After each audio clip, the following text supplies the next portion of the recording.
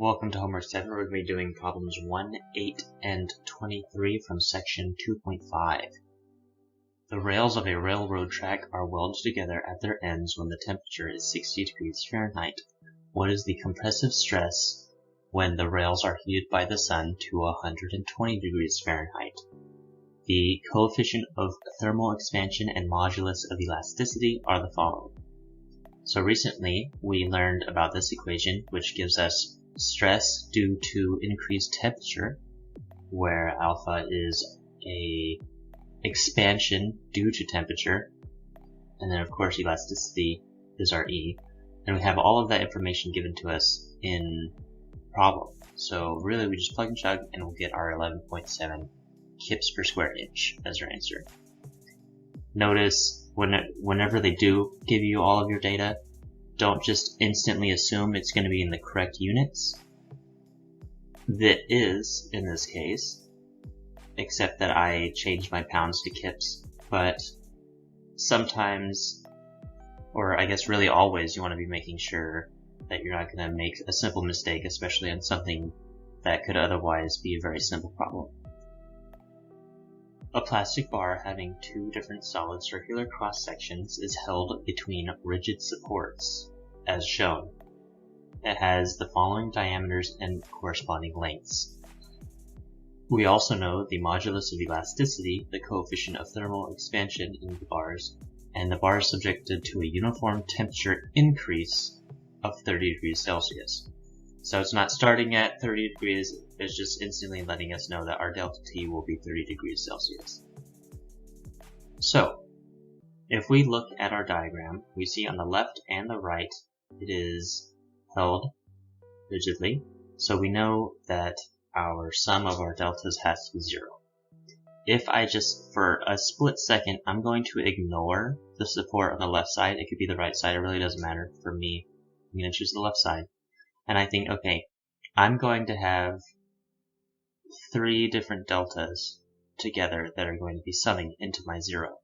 I have a temperature, which is expanding it, and then there's also a force going through my 2 beams, and I'm going to consider them separate because they have different lengths and different cross-sectional areas, and therefore they will have a different delta for each one. And those are my 3 things that are going to be summing to 0. So I can write that out. Now, recalling from the old delta equation that we used a long time ago as well as the new one that we learned recently, I can say, well, my delta due to temperature is going to be this equation, and my deltas due to some force and other parameters are going to be these 2 equations here with their respective lengths and areas. So, for the problem, it's asking us, what is the compressive force in the bar? Conveniently, we have everything we need in this equation except for our p's. So if I rewrite this equation for p, then I can just plug and chug, noting that the L in my numerator is the total length, not a specific length from one of the 2 beams. It's the length of everything being affected by my temperature. Next, it asks for the maximum compressive stress. Well, we know that stress is some force over some area, and if I want my maximum stress, then I can look at my little diagram here, and my whole system is going to have the exact same force through the whole thing, but the areas are changing. So from the max stress, I want my minimum area, which is going to be the area from my first member if my left member is 1 and my right member is 2. So again, plug and chug, and I find out my maximum stress. Lastly, it asks for the displacement of point C. So the way that I look at this is now I'm going to be ignoring everything to the left of C. Kind of the same way I did part 1, where I, for a very short moment, ignored my support on the left side. I'm just ignoring all of the data on my left side on C. If you wanted to, you could ignore everything on the right side. It doesn't make a difference. The point is that we know for 2 reasons that the sum of delta at this location is not 0. One, because it's not rigid there. one bar can be expanding differently than the other bar due to their unique areas and lengths. And then also the problem is asking for the displacement, so we can just assume it's not 0. So when I am making the same analysis as I did before I said the sum of delta is going to be 0, and it's that sum is made up of different delta components. This time though, I'm still going to make it up of different components, but instead of what it equals being 0, that's just my delta C. So I'm going to say it's going to go left due to some temperature expansion, where my length is no longer the length of my entire beam, but the length of just the second part here, and then it's going to come back by that exact same amount, that force that we found in part 1. So that remaining little bit, that is my delta sub C. If I plug in my two equations there, I have found my P from part 1 and all the other information it's given to me. I can plug and chug and get 3.14 millimeters, which is in the left direction based on how I made my little formula due to how I drew it when I was looking at it. Now repeat part A if the rigid support is replaced by an elastic support having a spring constant, and only the bar is subject to the temperature increase. So before, I cut it at point A and ignored the left as I made my sum equal to 0. Since that point is no longer going to sum at 0, but I know that my rigid support will still be a sum of 0, I'm going to cut it off there. So I can say my sums are going to be 0, and they're going to be made up of the following components. So I have some temperature forcing the whole thing to the left, and then the same force pushing it back to the right, creating 3 different deltas. There's going to be a delta in my spring, a delta in beam AC, and a delta in CB as well. So, knowing the 3 equations that make the respective deltas, I can make this large equation. So it's going to want us to find, firstly, what is the P going through the whole thing. So again, we have everything I need to solve for P, plug and chug because all the information is given me, and my answer is 31.2 kilonewtons. Then we're going to need to find the maximum stress. Again, we're using the same equation. Plug and chug the P that we've just got with our smaller area. We get 15.9 megapascals. And lastly, what is the delta at point C? Conveniently, I can use the exact same equation from the first part because the method that I used in part A, and I didn't do this on purpose, this just conveniently works out for me, but I ignored everything on the left side.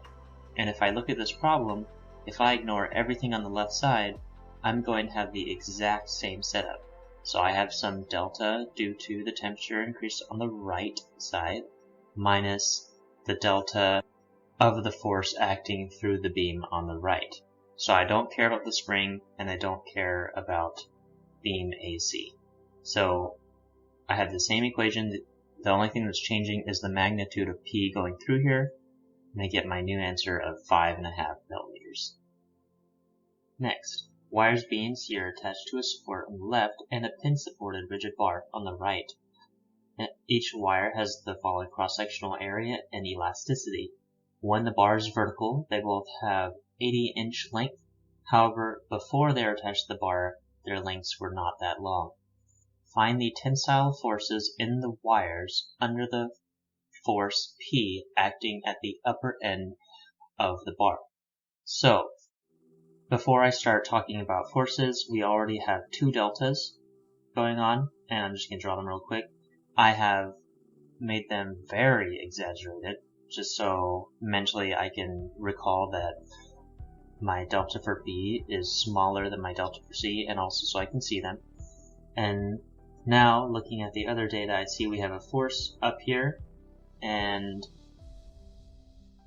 if we're thinking of this as a static system, in order for us to have some delta to the right, as I have it drawn at this very exact moment, we have some deltas for both of them going to the right.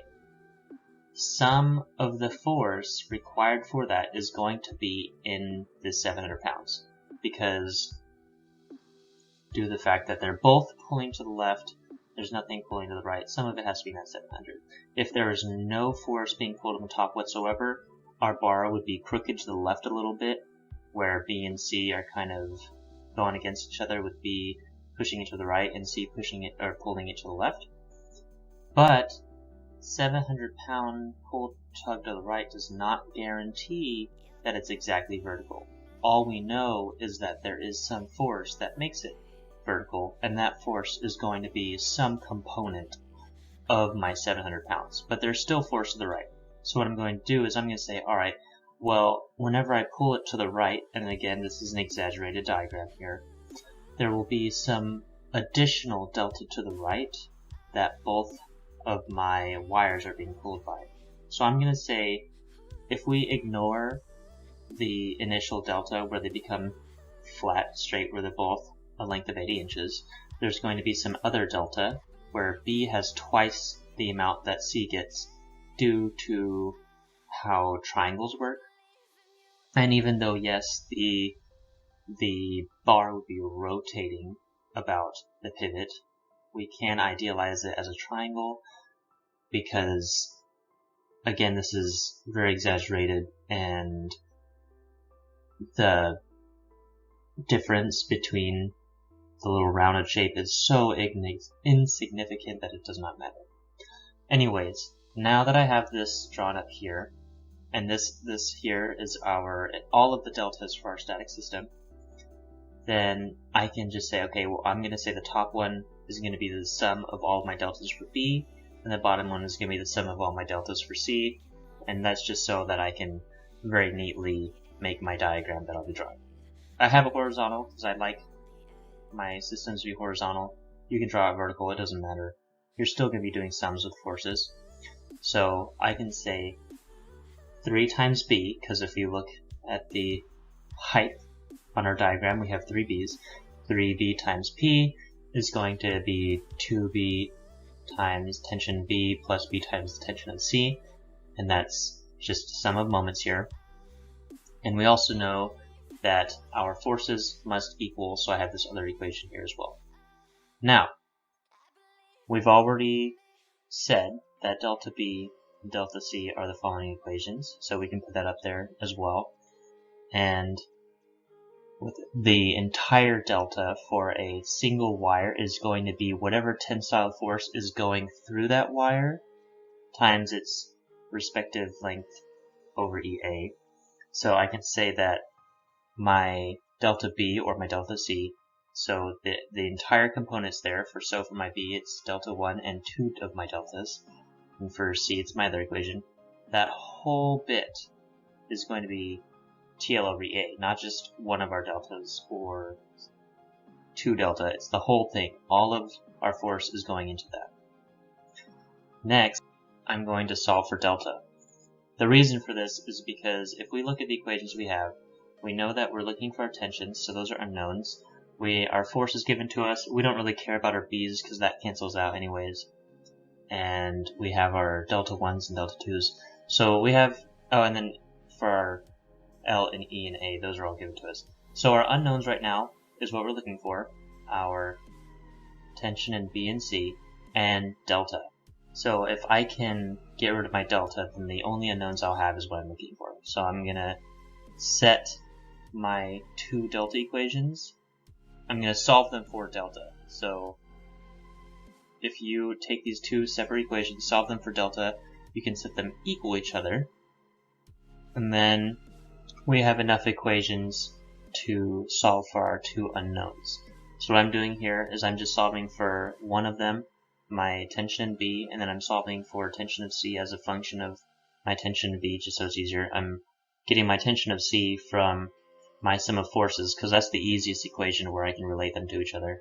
And then for my tension of B, I can take my tension of C equation that I just made, the really simple one, plug it into this delta equation instantly above it, and then I have this equation where the only unknown is tension sub B, and I can solve for my tension in B.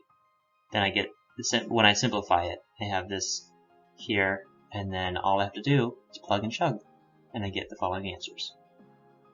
So in this section, we have learned about thermal strain, which is this equation.